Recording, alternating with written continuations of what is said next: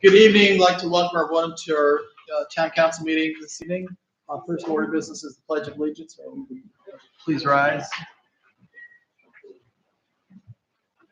I pledge allegiance to the flag of the United States of America and to the republic for which it stands, one nation, under God, indivisible, with liberty and justice for all.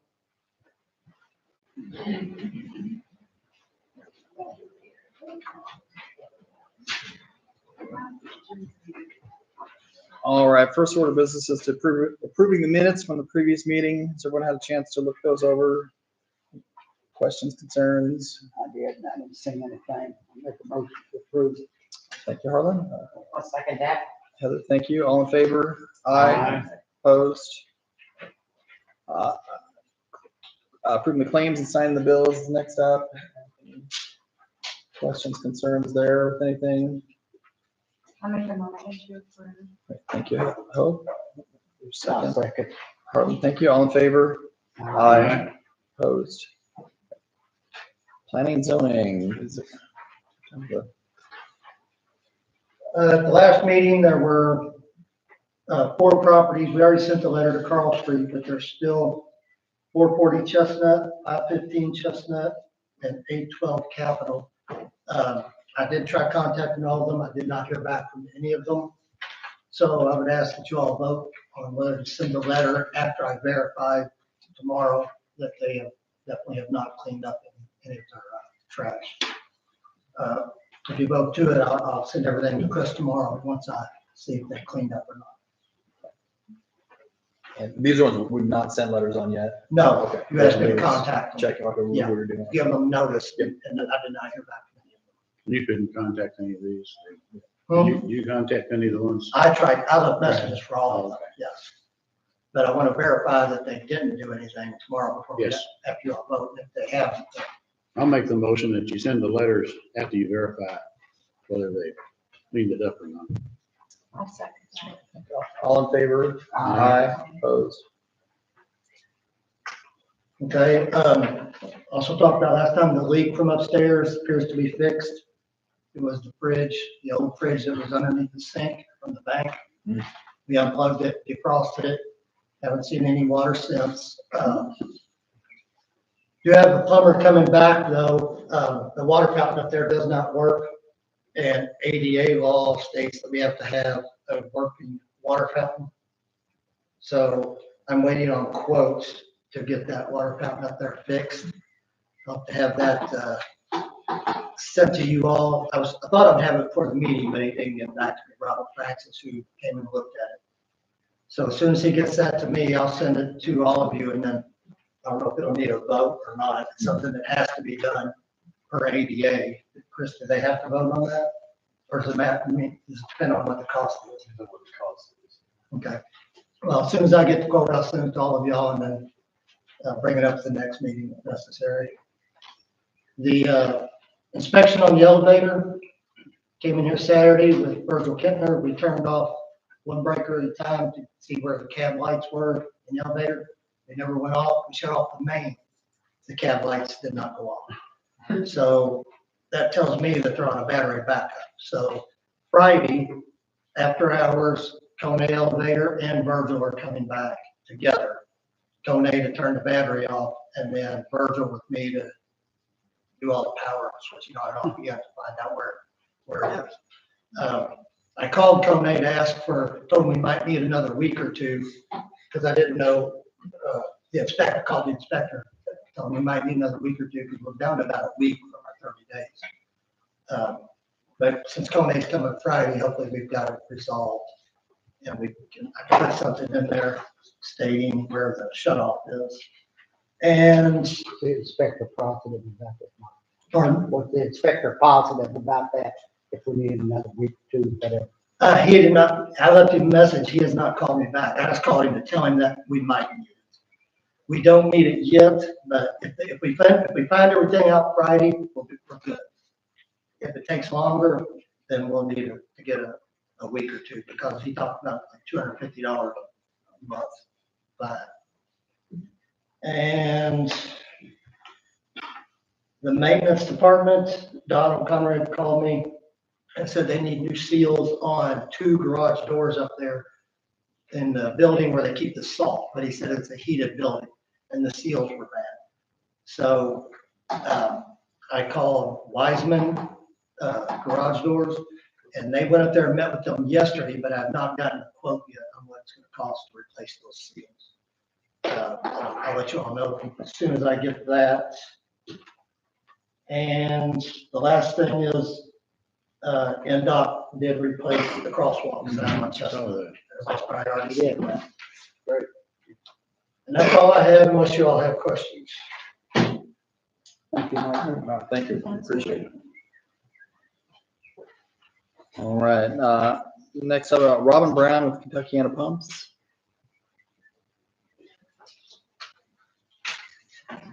Good evening, everyone. Thank you for letting me speak tonight. My name is Robin Brown, and I'm proud to represent Kentuckiana Pumps, located just 30 miles east of here in Jeffersonville, Indiana. At Kentuckiana Pumps, our mission is simple: to help you save money while providing reliable, affordable, and available solutions for your city's needs. We specialize in pumps and motors for municipalities, whether it's lift stations, wastewater systems, or any other application where dependable pumps and motors are essential. We understand that when a pump goes down, time is money. That's why we keep over 300 Ashland pumps, a respected and trusted brand, right here in storage at our Jeffersonville facility. In most cases, we can provide a solution within a single day, same-day delivery, helping you avoid costly delays and keep your services running smoothly. We also take pride in our competitive pricing. We welcome anyone to compare, because we're confident you'll find that Kentuckiana Pumps delivers the best in both cost and quality. Our slogan says it all: reliable, affordable, and available. And those aren't just words. They reflect our commitment to every city and community we serve. And on a personal note, I spent most of my life, as well as the owners and other team members, in Corydon, Indiana. And we would be proud to partner with the city of Corydon to be part of the solution that keeps our hometown running strong. I have over here flyers, catalogs, and business cards with all the information, what we have, and I'm also going to give Mr. Pig things to hand off to the appropriate person. Thank you so much for allowing me to speak. Thank you. And there's also koozie cups if anybody. Awesome. Thank you very much. Thank you. All right, next up, Annie with Main Street. I might have Erin go first and then I'll update that. Okay. So if you all don't know, this is Erin Day. She is our board president for Main Street. Thanks for introducing me. Hi, I'm Erin. We have signed the contract for the remainder of this year. We as a board have met and we are going to work on our budget for 2026 and plan to present that to you guys in just an upcoming meeting. Great. I don't know who needs a copy of that. Everybody's. All right, thank you. Appreciate that. So I did remember to do your printouts and I put them in front of you all this time. So you didn't, hopefully I bring that one up with me. So also want to thank everybody that's here on behalf of Main Street tonight. They're just kind of showing how much they appreciate us and like us and everything we do. So I appreciate everybody that took their time to be here, our board, our friends, our historic site people. So thank you very much, just to kind of show your support of what you do for Main Street. So right now on the town of Corydon, we will be busy this weekend with the Garland and Gifts Merchant Open House Friday through Saturday, overseeing the Veterans Day Parade on Saturday, starting at noon. And we are also still seeking volunteers as we enter the third week of decorating the square for Light of Corydon and continue facilitating and reporting the facade grant program. I'm excited to say that 2 have been paid out so far and 2 more should be paid out next week.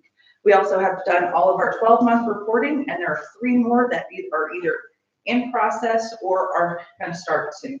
So those include 3 more properties, and if everybody else can take a moment and hope that Invitation to Dance will be done soon. If you all don't know, I am next door. They were only jackhammering the facade today.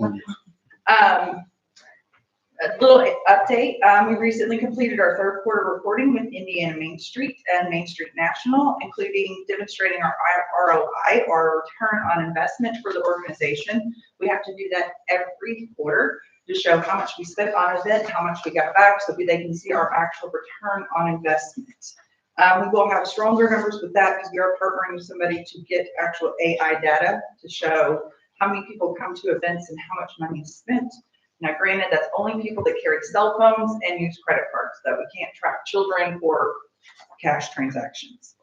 Yeah, that's scary. As of October 31st, marked the end of the 2025 Farmers Market Series. This year, Karen York managed 27 weeks of mostly full markets, food trucks, and entertainment every Friday night from May through October. Over the past month, we have participated in 3 ribbon cuttings, and the Hey Elmer ribbon cutting, as of right now, has 22,000 views online. And I just checked the Precious Lather from Saturday, and that has 17,000 views. So if you're not able to come out, at least share the video and kind of help them out a little bit. We also joined Swing and Slice on October 25th, and then of course Precious Lather. I do have a quick update for Precious Lather. He told me today that as of Saturday, he did a month's worth of sales in one day, and he is currently in his new location doing the same amount of sales on a Monday that he does in a week. So he's very happy with his new location. For the merchants, we'll continue on there. We're excited to share that this year's Harvest Stroll was the largest to date. According to Placer AI, which is the data company I was talking about, we had 817 visitors to the square just on the day of the Harvest Stroll, a 364% year-over-year increase. Downtown Merchants, Chestnut Street Market, and Vintage Treasure each had their best sales ever that day. Full numbers from Glasstober are still pending, but with an estimated 10,000 attendees and nearly $1 million over the 2-day event that was spent locally. I think I did talk about Precious Lather already because I just got excited because I just saw him.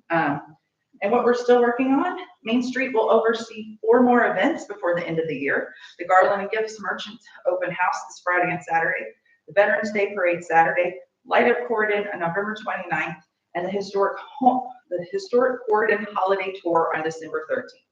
We are excited to support strong fundraising for Light Up, and ticket sales are already above average for the Holiday Home Tour. And then one last thing, I presented you all with a map, and that is for the Christmas parade this year. And I would like to ask Kayla to come up with me. This is, if you've never met her or seen her, Anna helps facilitate, well, Anna does our parade for Light Up. So she's just gonna kind of go over the parade route with you guys. Okay, so what we're planning on doing is the exact same thing as last year. So everyone lining up back behind the farmers market, with the path being down Chestnut, up North Capitol, and then out East Walnut. Which last year people had the option of either going over the bridge and leaving, or they could kind of wrap back around past the Blossom and Caesar. Typically just so that parents can grab their kids, but still be close to the square to partake in Light Up. And this will be in conjunction with the closure of Beaver Street for Candy Cane Lane. We will get the exacts to you and the police officer and anything for, that will go with that. We just presented this to you all. If you had any questions before we started doing just the final things for the parade route. Do you close Elm Street or the end of Elm, We do close the end of Elm, yes. but not the whole thing? Well, the thing is, since it's one way, it's kind of hard, and with Beaver Street also closed, you might as well close it, because Chestnut and, Yeah, I think there's weeds and stuff all over downtown, so it'll be a closure of both of those. And the only other thing is, and I could verify, you know, hold me to it, but I believe the wagon rides that the Parks Department is doing is actually gonna be on this dead end street right here. yeah, that's just Instead of where, yeah. your little picture is. I was just trying to show that wagon rides will be over there, that's all. Yeah, it's gonna be here. So we're super excited, and then we're closing out vendor applications for that tomorrow. We have so many more than we've had in the past. And then Karen Schwartz will get mad at me if I don't say, please come to the cookie walk. It's the 20th anniversary of the cookie walk this year. 20 years. 20 years. 20 years. And according to our research, in one way or another, there has been a light up in Corridon for 102 years. We're kind of mad we missed that centennial mark, but we're excited to go with a vintage theme this year to kind of encapsulate that 100+ The years. first one was real good. I missed that one. We need one of Sometimes those those attendees you as are. the grand marshal. I'm sure we can find one. Well, we do have a 100-year-old that's going to be in the parade this weekend. We might ask him. So You might have a friend. he might have a friend. Now, I do know a couple friends came with us today that just wants to say a little bit about Main Street and how we support them. And I would like to give the rest of our time to them. And then if you all have any questions, we are more than happy to say anything. Quick question, so we need to give approval on the road closures for the parade? Yes, And have you all contacted NDOT, because those are, Yes, I have the application together and everything. It's in there, and he basically said, as long as you all say it's okay, he's okay. And then I have to get you the harmless hold, since you all, are the hold harmless, since you all have approved it. okay. And then I will send over the letter to Matt Kitterman to sign off on that. So we're completely ready to go with everything, as long as you all approve it. Matt, you're good as far as everything there on for the parade route? Yes, so, parade itself, one of the end, when it's Walnut Street, is that when Yeah, it's gonna turn on Walnut Street. you're throwing Walnut, and then that's the end, and they're gonna be responsible for, so back. Yeah. They'll either loop back behind, or they can just take off, like she said, cross the bridge and be on their way, but depending on what type of vehicle. We will have Popo at the bridge as usual. Yes, sir. Thank you. Yeah, we have the Title IX and everything ready to go, and the hold harmless, as long as you all say this is okay to go. Well, I'll entertain a motion to. I'll make that motion. Heather, thank you. Second. Second. All in favor? Aye. Opposed? Thank Good to go there. So first approval, because, last October was already approved, right? All right, then, so there, you mentioned that you got a few friends that wanted to speak. Whoever signed up. Right. Brian, were you on this or was something else? Well, I'm not necessarily represented by Main Street, or I'm really not here on Main Street's behalf. Uh-huh. So, but I do have a question, and it's about the budgetary process at some point in the Can you 2026. step up here just for the microphone? Do I need to state my name and tell who I am and all this good stuff? Sure, why not? My name, my name is Brian. No, that's good. My name is Brian Bates, lifetime resident of Oregon, of course. We've had some discussions over the last couple of weeks to several people, and I was troubled, quite frankly, and I've been driving my wife crazy. Everyone knows Lori, of course. So I have a question, and I think that it kind of came clear to me today. And so we're talking about the next year with Main Street. Now that we've been involved closely with Main Street for a long time. And again, I'm not represented by Main Street, and I'm not here on Main Street's behalf. But I have a question about the process that's going on and talking about Main Street's funding for next year and such. So my question, I guess, to the board is, with negotiations that are going on with what funding goes to Main Street or what doesn't go there, I really would like to know how I'm represented in those discussions. Because, I'm a business owner, I'm a property owner. We've done most of what we've done over the last 15 years for the advancement of downtown Corridon. And so I know when we started probably 15 years ago, I think it was 2009, was probably our first endeavor downtown. Our whole goal was to increase the taxes on the houses downtown and such. So we wanted the tax base to be increased. When we started, you could buy a house downtown in Corridon for $30,000. And you could buy a house that you could move into for about $50,000. And this place was just about dried up and going away. So we were about a tumbleweed short of being a ghost town. So at the end of the day, when we started that, of course, we didn't tell any of our friends we were trying to increase the tax base.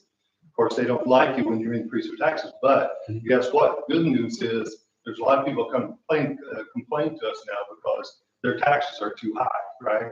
So that's a win for us, and we're happy. So our office is down on 417 East Chestnut Street. the revenue for taxes on it has increased maybe 100%, if not 150%. Okay. So we've seen this great growth and everything down here. So we've invested a great portion of our future into the success of this downtown. And really, Main Street's part of that. And so my wife sits on the board of Main Street, I do not.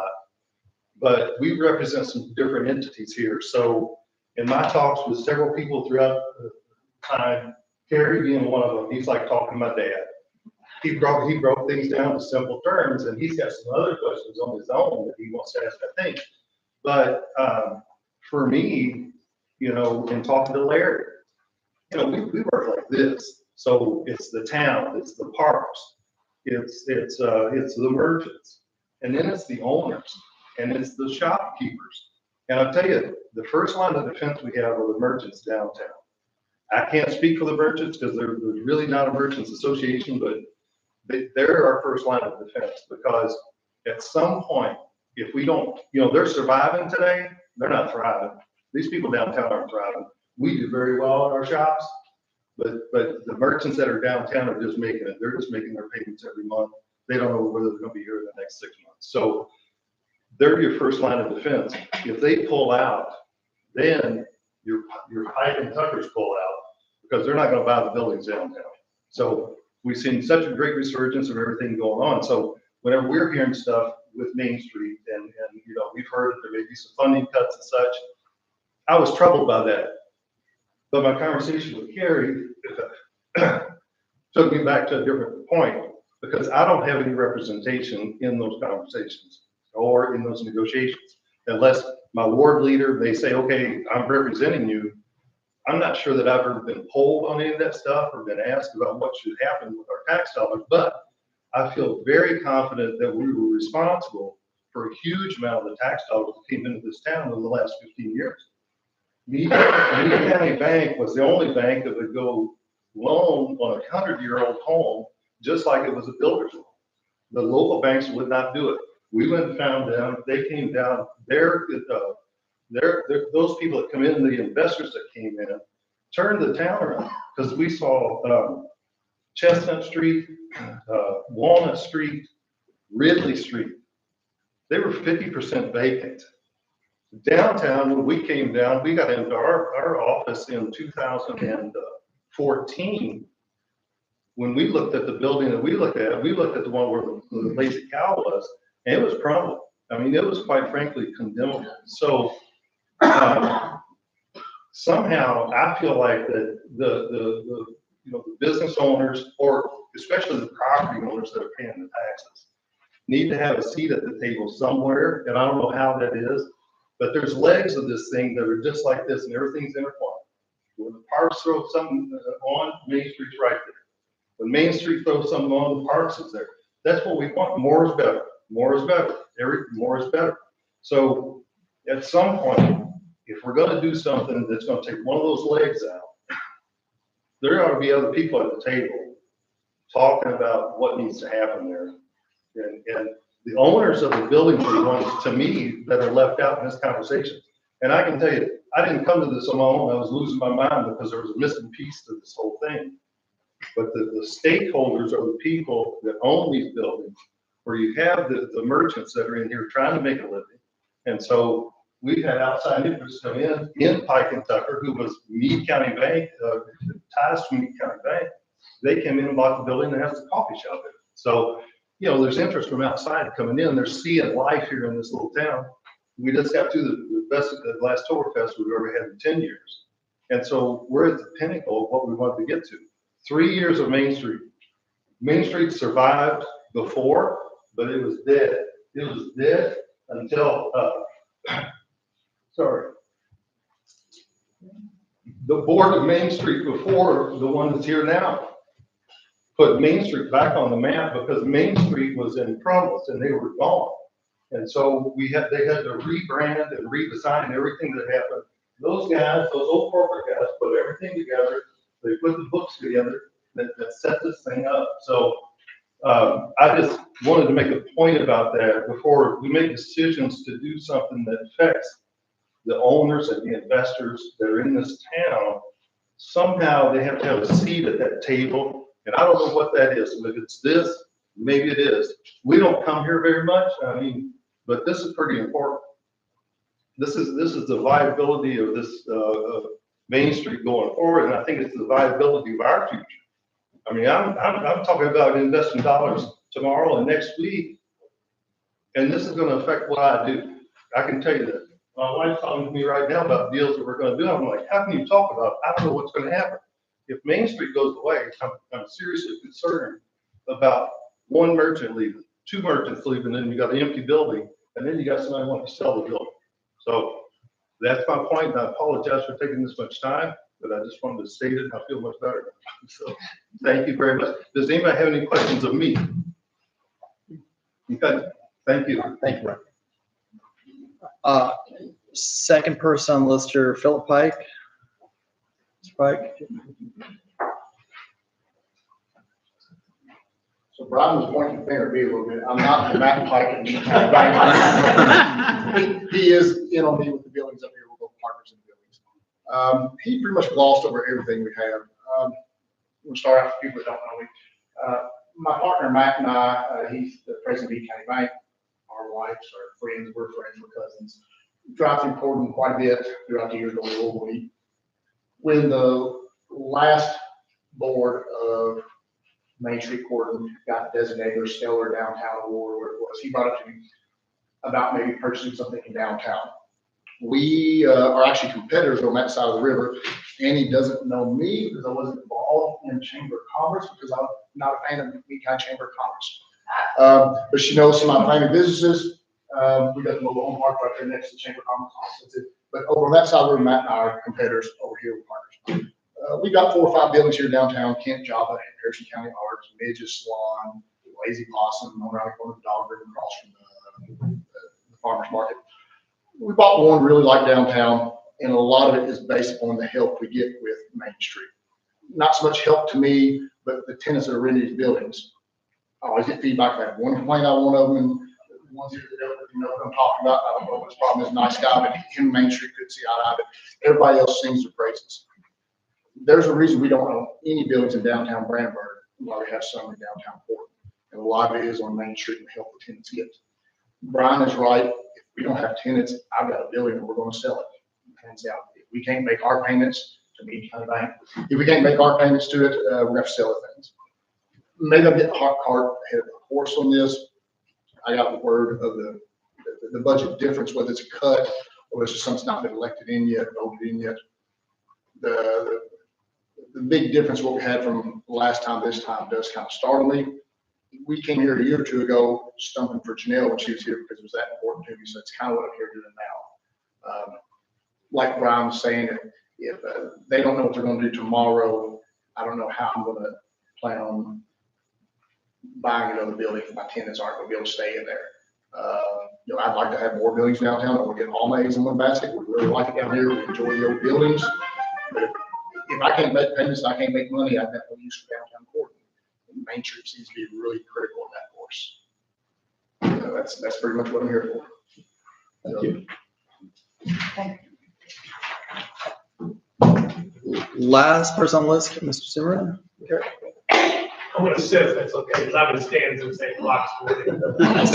Try to speak up then. I'm pretty comfortable in the chair, to be honest with you.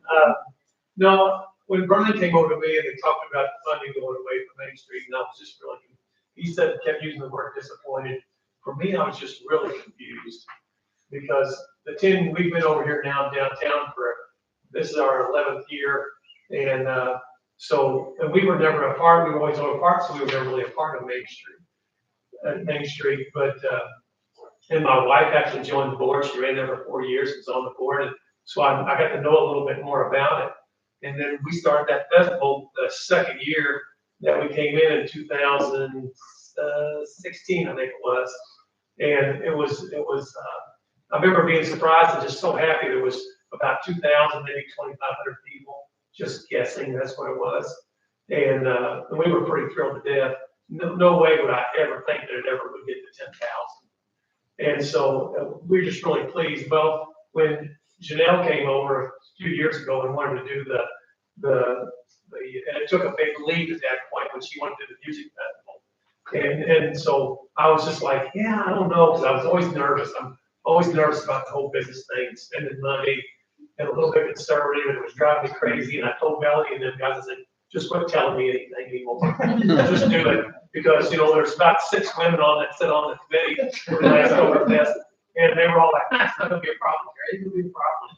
And anyway, but they just get the money, and that's where Janelle came in. And when she told me the music festival, she wanted to do it, I said about the money, she said, no, we'll get that, it won't be a problem. And I'm like, absolutely, you do it, because that is a very difficult thing. And so me and Melanie and Don Blank were actually started it, and it was a lot of work. And I can only imagine now that with the amount of people that come, the 50 booths they had, and the regular vendors, the 25 demonstrators, I don't know how many food trucks there were, 5 or 10 food trucks, 6 vans, 5 or 6 vans. It's a lot of work. We cannot do it without Main Street. Our sponsors are more than happy to give us, to sponsor that event. They want their name on that banner. Because I always thought that the Glass-Oktoberfest Festival was to pay back. It was a celebration for the local people to give them something back for them coming into our stores and shops. You know, and that's one of the reasons I was a little, you know, and another reason I was a little confused that you guys pulled the money from that, just because of that reason. Because it's your opportunity to show how grateful you are for all those people and what they put into court, and downtown court especially. Because it's easy with what they've got on the hill, it's easy for that to dry up, just like Brian said. And it takes a lot of work. I don't know how many of you guys, I know less, a lot of you people hope they're you know, self-employed. And men like us, and it is a ton of work. I tell everybody, if you're gonna be self-employed, pick something you like doing, because you're gonna be doing it all the time. And so anyway, so that's where Main Street came in a lot and helped us with that festival. And I don't know how much bigger it can get, because we're running out of room, because we have buildings, it's not a field, we have actually buildings that are in between, so. But it's been really successful, and like I said, I was just confused, and why would we pull the plug on something that has been that good and successful? And not just that, but the sweet stroll and all the other stuff we do. You know, it's really, it's been fun to watch, and actually been more fun to be a part of, I think. And so anyway, but that's what I wanted to make sure. And if you guys had a reason that you know, you didn't want to do it, I think, you know, we talked all the time. It's been the whole subject of class back for the last 3 weeks, I guess. You know, and if I understood if a water line broke, or if it was something that came up or whatever, and the money just wasn't there, I get that, because I'm self-employed. That those things happen. I get that too. But to dissolve that whole program, and I didn't get a chance, and hope I wanted to come down, but I didn't want to bother you at work. I kept telling Michelle when I come down there, she didn't want to talk about that at work. You know, and I may even have all my facts wrong, and I get that too, because I didn't have a chance to talk to anyone. And I kind of really wish I was, so I wouldn't have been so confused even coming here tonight. But we still don't know. Brian used it, he wrote a letter, and he let me read it. It was really good, and he talked about a few of those things today, but he used a term which I never really thought of, but it's exactly right. Is that we are shareholders in downtown Court, those businesses down there. We invest a lot of money in our business. You know, it's amazing where we were at when I was with my father back in the 80s, and my brother in the 90s and the 2000s, to where we're doing now and what we're doing, and the money that we're investing into that property to make it better to draw people in. And I'll give you an idea. Let me tell you this too. We do this blow your own pumpkins, ornaments, and Easter eggs. And when we first did it, it was on 2015, 50 people come. I said, just put it on Facebook now and Target. Worried about how we're gonna police this action, and how we're gonna figure out all the facts and how we're gonna do it. I said, I'm tired of that, just put it on Facebook. We're gonna do it Saturday. 50 people showed up, and I probably knew 45 of them. And the next year I was 75, I only knew 30. And then the year after that, there was another 75 showed up on that first Saturday in December, and I only knew 20 of those. We've probably done this year, when we finish up the Christmas ornaments, Start with Easter eggs, I bet we've done close to 1,400. And I bet I didn't know 1,300 people. They're coming from all over. We had people come from Nashville, Tennessee to do it. I asked them, I said, sure, God, there's somebody in Nashville doing this. They said, no, we want to come here. We saw it, we were celebrating the anniversary, when we saw it online, wanted to do it, came to our town. And the amount of people, and Brian and those guys were talking about the tax base, and Annie's been talking about it, that just goes right over my head, you know? But I will say that I get to meet a lot of people. And one of the first things that I always ask is where are you folks from? You guys from here or from Harrison County or not? And they'll say, well, we are now. We moved here 3 years ago. We just love Portland. But they love that downtown area. That's what draws them. You can go get Walmart, you can go Tractor Supply, they have them everywhere. But what we have downtown Portland is really something special where it's at now. And so much of that, I'm not kidding you. Janelle did a great job, and Annie has picked that ball up right where she left off, and just, you know, right up the middle, running hard.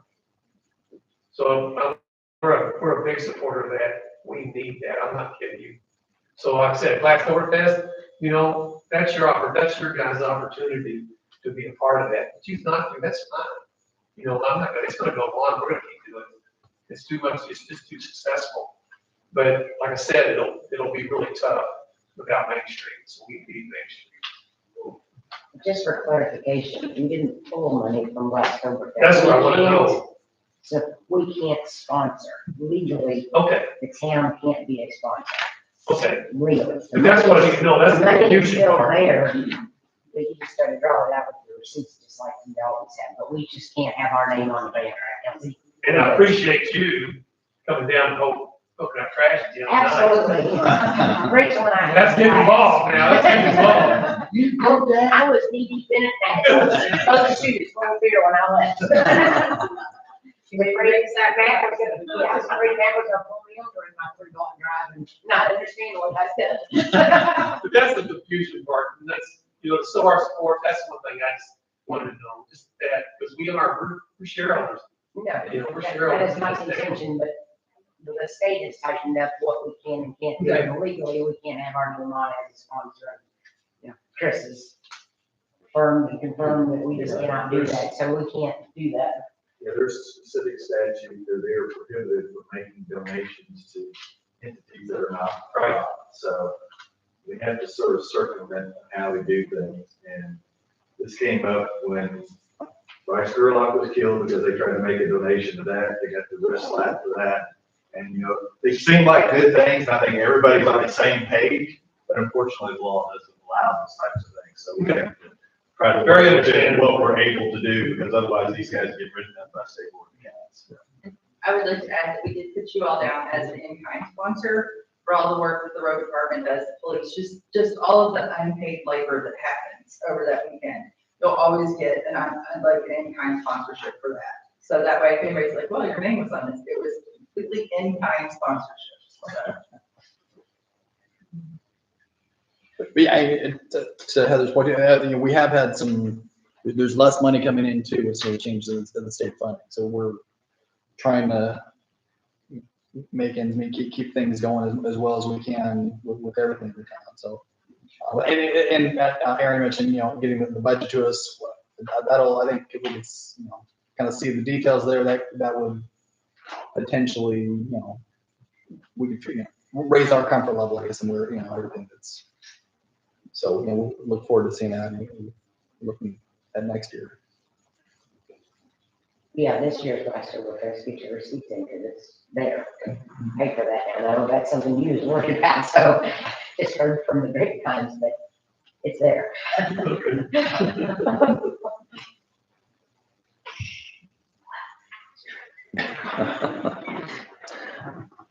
All right. Thank you, everybody, for that. I appreciate your input there. Next on the agenda, James Shaw. Mr. Shaw here. It's not.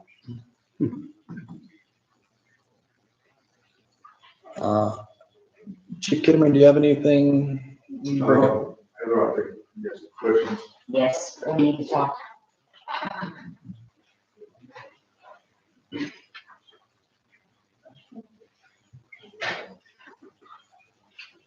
Evening. So, concerns. So a couple weeks ago, you sent an email out in regards to potential rates for items to try to offset the major budget cuts that the police department has. Yeah, has and will be taking in 26. So I think we need as a board to go through that list and agree or disagree on what you are offering up as potential income. Yes, ma'am. If you could rattle off your list and roll yay or nay or go through that. So, first on the list would be the VIN checks. So anytime we perform a VIN check, under state law, we're allowed to charge $55 per VIN check. And so that's what we're looking to do is just add. Certainly. So, VIN check, what is, could you just explain what that is? Yes, so anytime there's say an out-of-state vehicle, that they're wanting to license in the state of Indiana. Oh. That has been checked done on it. So they'll call us, we'll go to their residential number. We'll run the VIN number, make sure it's okay, fill out paperwork, and then get them to take the license branch. So, we're looking to put a $5 fee onto that, which again, that's the limit set by the state, give it $5. So that's what Okay. I would have no problem with that one. You want to make little check marks next to your list. Okay. I know it was a laundry list of items. Should we go through them vote individually, or you think? And I believe we probably would need an ordinance for that, for state law. Okay, so we wouldn't be able to, you'd have to come up with the ordinance and come back to it, I guess, right? So will you just give us the list, I guess. Give us the list for ordinance and then let's go from there. The next one would be, vehicle impounding. So anytime we impound a vehicle, meaning if we have been impounded by a tow company for a criminal event such as OWI, drug most, along those lines, we're going to, basically the tow company is going to charge an extra $50 for that, for them to release the vehicle. And then that money at the end of the month, however much that is, they write a check to the town court. And we add that into our continuing education fund. So this is only for a criminal incident. So like I said, what about driver student, and we impound a vehicle, not if you're in a wreck and we tow a vehicle, or something like that, it's only for an impound vehicle. I'm good with that. I think That sounds. so ordinance for impounding, criminal impounding, I guess. They take in like drunken driving or anything to get them pulled in? Yes, sir, yeah, anytime we would impound a vehicle, whatever. For cause, right? The next one would be, public records. So anytime somebody comes and requests a public record, such as a police report, anything along those lines, looking at, adding a fee to that as well, to cover the cost of the, paper, print, ink, printer itself, the machine that we have to, utilize for that. So we're not exactly sure on the price that we're going to put on that. We had put a price on here, but we have to take a look at state law and make sure that aligns with that. But we would also do. You get one free and then anything that outside of a single one. I know I'm only speaking because of death certificates and you get one free and then when you need all the multiple copies for everything else, they're like $10 a pop. Yeah, so a lot of times for, a lot of times it's the defense lawyers who will call in a lot of stuff. So a lot of times we'll charge, that's what we're going to charge. Victims of crimes, we're not going to charge for the reports. But generally this would cover, for the most part, defense lawyers. We're looking to get all of these records, which can, sometimes run 100 or more pages. So again, we're looking to put a fee on that. What the legal statute is for that as far as. Yeah, we have to take a look and see exactly what that. Sounds I reasonable. definitely understand that, that's time consuming to gather all that.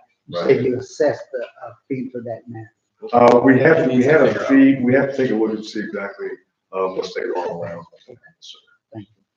And then the last was, for the funeral processions. And I know that this was a little concerning. Yeah, so, when we do funeral processions, so this was meant to, be a charge to the funeral parlor itself, not, you're looking at a funeral cost about roughly $10,000. So we're looking at adding a $75 fee to the funeral home itself for the procession. Now, the reason for that is, first of all, there have been times that I've sat for 2 hours or more waiting on the funeral procession. So that's time I'm being paid to stay there, absolutely nothing else except for waiting for the procession. Liability, we're taking them through town through red lights, which I don't believe the funeral department will generally explain to them real well. They have the red lights. They are allowed if they have the lights on, the mark, flag, or whatever, to proceed to the red lights. However, they have to do what's called due regard, which means they have to stop, make sure that they're clear to get through, make sure no one's coming, and everyone sees them to stop. If they don't do that, there could be a liability. They can turn around and sue us and the officers as well for any wreck that may occur during that time. Another thing, I know you mentioned about the taxes. The people in the town are paying taxes, which they are. However, the funeral homes aren't just for the town, they're for the entire county. So we have a lot of people who are getting service, they're not paying taxes for that. However, the town people are. So now they're paying for a service from the police for someone who's not paying, if that makes sense. So we were looking to add a fee to the funeral procession escorts. I was in one the other day from the funeral home back here and there was no place in front of it. Does that mean they didn't call you or? Sometimes they Yes, sometimes they don't call, or, a lot of times we have one or two officers working, we're running another call. We can't bring that to come to the funeral procession, which, again, is another issue. We run into at times we'll be in the middle of the funeral procession, only officer working, and then we'll get a call for service of a wreck or whatever. I've seen you sitting there waiting for a good while. Yes, like I said, I waited for over 2 hours at times. So again, that's, this is just looking to recoup some of the fees that are associated with what we're doing there. A lot of these, or other communities doing these kind of charges? Yes, a lot of other communities are, and a lot of them are at a much higher rate, $300-$400 in some areas. Now, those are large areas. Yeah. But there are a lot, and it's something that a lot of departments are going to. My biggest problem is I get what you're doing and I get what you're saying. And you and I talked about this. My phone rang up when the first bill came for police escort to Cedar Hill. So, and I get that there's a lot of people that, Cedar Hill's a community cemetery, and a lot of people get very good. They've never stepped foot in for them because of costs and everything else. But I have a little issue with the last thing that we do is we charge somebody, a dead person, to be drove to the cemetery. There might be a way to separate if, it's a greater distance than X or something, if that's a fee. If we're taking them to, this is my opinion, if you're taking them to wherever, I'm just making up a name. And you're gonna, have a 2-hour drive or an hour drive, and I would see some fees for that type of an escort or something like that. A little trouble with the fee 3 blocks on the hill. You just take them to Staying the in town town. limits, don't you? Don't you just take them to the town limits?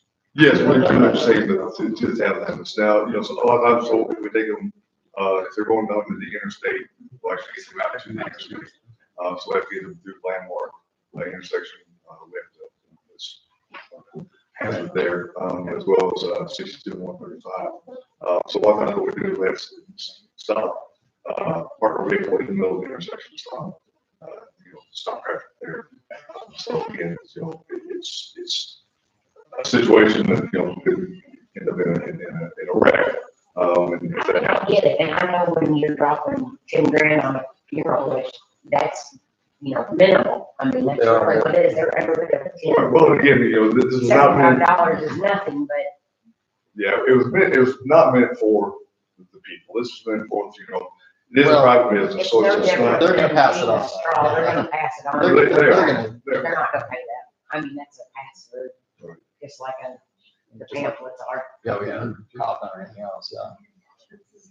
So that's, I mean, that's my biggest thing, is it sounds awful when you just say, Yeah. to pay to be here. You know, it Well, sounds bad.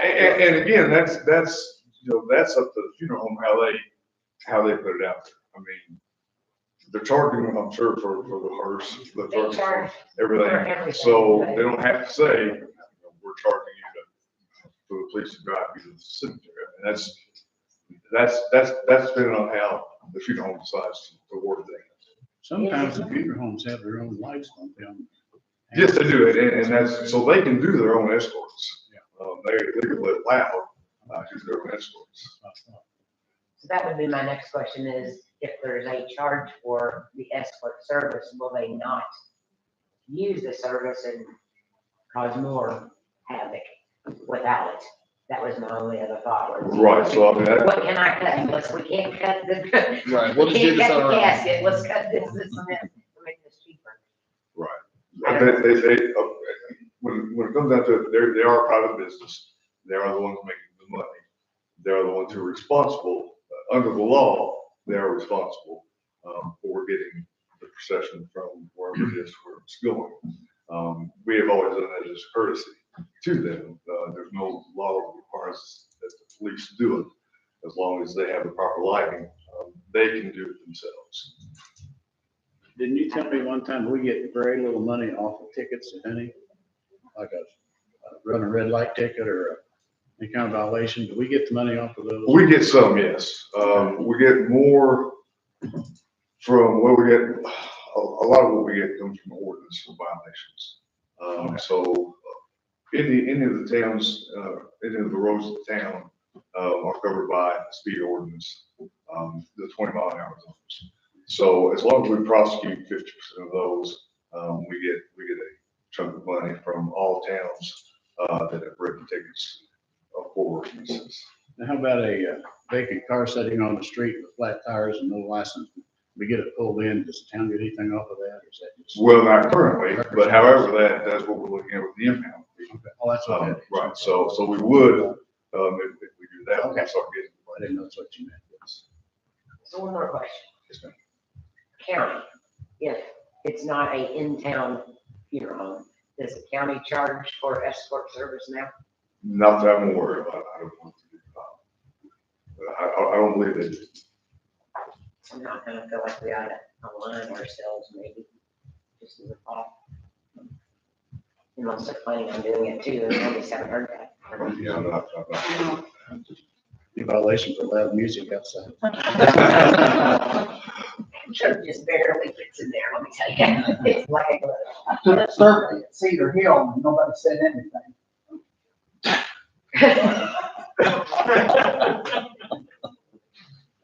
Thank you. Thank you. Anything else on your list? That is all we currently have. Are a few other things we're looking at, but we're not ready for those yet.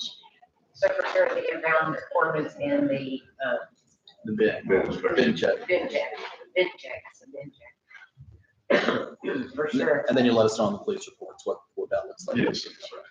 Yeah, I think first, I don't think any of us, there's no big objections to those. The funeral procession looks tough. I'm kind of Heather on that one. That bothers me a little bit. Check with the. But if it's customary, you know. maybe- Yeah, I'd like to say, it is something that more police departments are going to. And the funeral homes themselves, I mean, they do sign an agreement, so it's not like we're just saying, this is how it should be. They're agreeing to it, by signing that agreement. That would coordinate with the county and let's make sure we're all on the Checking same with page. sheriffs, yeah. Just, I don't want the town charging this and the county's not charging, so let's call the county and have them do it, because they're free. It'll end up in that. Right. Well, I mean, again, if they did that, I mean, like I say, we're paying a police officer, and a lot of times the other officer who's on duty to sit and wait for this procession, so, can they do it? That would actually leave us free to do the job. Yeah, just say what they Yeah. do. That's not what it is. Right. Check that out, man. Yeah, Chris, can we charge for background checks? And I know we run them ourselves for potential employees, but like, right now, I have a background check out there for somebody wanting a peddler's license. Yeah, the only thing you're not allowed to make is basically make money off of it. So you kind of cover your costs. Because the police department runs it, because they approve the peddler's license, that'd be something that they could, doesn't happen very often. but- Yes. Yeah, and I believe that's covered in the, American's law. I don't have to. So that would also be. It's the same thing with the public record. I mean, you get basically, you're very limited on what you can charge. Right. Basically cover your cost of your paper, you know, close to cover your cost of the time. Thank you, Mr. Kidman. All right, sir. Thank you. Thank you. Sandra, do you have anything tonight? Yes, I do. I have a resolution, a reduction resolution for the council to sign. This is, we are going to reduce the public safety lit budget this year for 56,000. We're going to reduce it that much. So that way they have more for next year because they are like done. So because of the funds that have been reduced coming in since lit is going away. So I just need the council to sign that tonight. Wait a minute again. Public, what is it? Lit public safety, Okay, that's going away. So there's no more of those funds coming to the town hall. So this is taking the money that was budgeted this year that we can bump it into next year, so that it's Correct, so for that they have it 26. next year. Yes. Entertain a motion to. We have one more question. How are the, no bids yet on what to be done on the buildings? No, there were no bids. Sorry. Unfortunately, there was no bids because, who was it, John? Was he the labor union or something? He came in and he said that this area had been hit very hard with the hail and that all of the contractors are like 4 to 5 months behind. So they wasn't even looking at it, and he sent it out to 25 contractors himself. So he said, you know, they'll have to look to the features, but it's whatever. I think Hope said she was gonna bring it to you all today, So tonight. we'll put it out for bid in the spring. I mean, nothing's life threatening right now, but what needs to be done. Just wait. No time on it? I don't know what And the we need- insurance says. We need to think too about, are we still wanting to divide that up into 4? And Chris, did you have a suggestion about that too? Do you think it would be best if we did it in one or stick with the original plan of having it divided into 4 stages? I didn't know if that would impact us or not. The original reasoning for doing that was to help some of the smaller businesses be able to get in on this. But under the circumstances and stuff, do you think that I mean, typically, when you bid projects, you're not supposed to break them apart. It's certain, I think the purpose is to circumvent the public bidding stations because there's requirements on dollar amounts, thresholds on what you have to bid. Okay. So as long as you make a reasonable argument that you're not dividing, but for the purpose of circumventing the bidding statutes, Yes. you're okay. You better have a good rationale why you're bidding it. Right. It's not going, you know, it's going to pass muster with that. That's why we could do that, they could bid 1, 2, or all. There's no limit. The rationale was that it was gonna be, make it, since there were so many, you know, it was like, wow, that's a lot. We're just hoping to be able to get some bids. Wasn't trying to sort of Just say. need to document that, and the fact that you feel that you can't get responsive bidders basically, if they're done in a reasonable amount of time based on. I think we've got a better case for it now, probably. Did we specify when that to be done by? Is the insurance, you know, if the insurance at the time limit, we have to have it done by? They have not set a time limit that they want to be included in all processes. And you know, I've been now, keeping them informed every day that we didn't have any orders. Yeah. we was here, I was here, and we didn't have anybody. And we waited for a while. But I knew we probably shouldn't have any. Nothing said, right? There was Okay, a the couple board of, bid, let's go back to that, but we needed to make a motion on prior to. okay, because I had gotten a couple of emails that they said that they knew that the timeline was done, but they wanted to know if we was going to accept the bids. And I said, it was coming tonight, that I was going to let this individual know. And he said, great, thanks, but, I don't know which y'all. Prior to that, lit, we needed a motion. Yes. Oh, We didn't do that.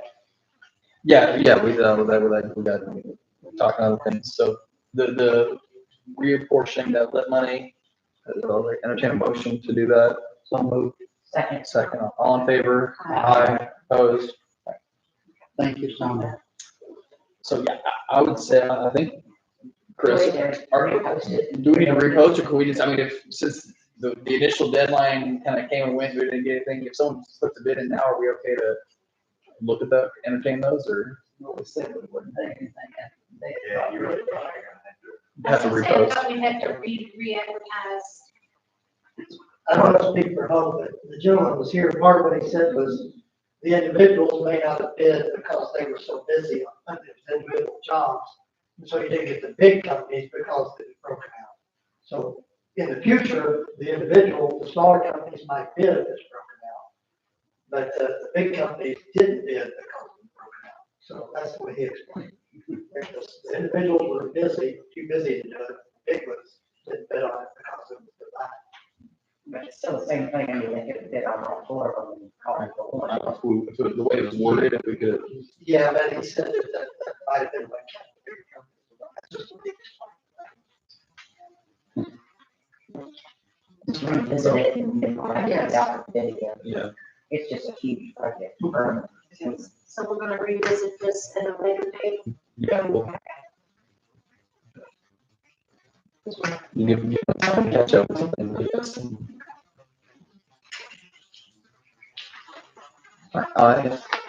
Old business, anyone have anything we need to cover? New business, anything? If not, I will entertain a motion to adjourn. So moved. Second. All in favor? Aye. Opposed? Meeting adjourned. Thanks, everybody. I didn't realize that. Did you notice that?